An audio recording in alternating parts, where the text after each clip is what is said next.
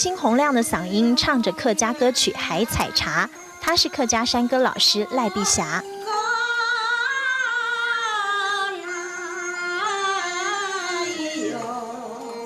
赖碧霞唱得浑然忘我，一旁听歌的是她的先生赵恩霖，也陶醉其中。年轻时，赖碧霞在广播电台工作，喜欢听客家山歌。原本口耳相传的山歌，她用文字继续流传下去。第一个亲切，一听就懂；二来呢，它的含义很深，所以我就一直跳下去就拔不起来了。担心客家山歌逐渐没落，数十年前赖碧霞就开始开班授课。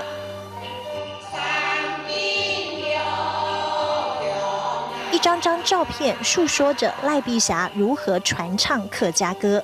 这客家的东西，我不做叫谁做？我有兴趣啊，我自己有兴趣啊。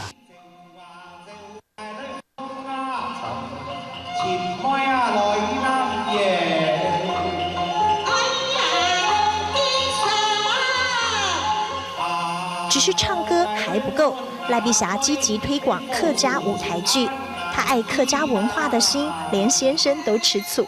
他爱起这个东西，没办法。那你说他很爱客家，有比爱你还要爱吗？那他不爱我，他管教课了，教小生了。他不爱你啊？他定然不爱我了，那爱小生了，他都叫小生都赞成了。乱讲。听得出来，赖碧霞有多么热爱客家族群。夜深人静，她喜欢坐在书桌前写剧本。汉字哦，我想拿钱了，然后你算了。那个信用的我过出拿了。客家第一部电影《茶山情歌》就是由他编导创作歌曲，对客家不遗余力，也因此荣获终身贡献奖。这奖不是我的奖，是客家人的奖。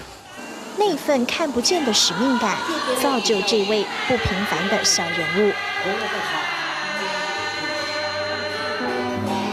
用电影记录客家文化，用音符吟唱客家风情。赖碧霞爱客家的心，柔软却又坚毅。一张张照片，深植我的感动时刻。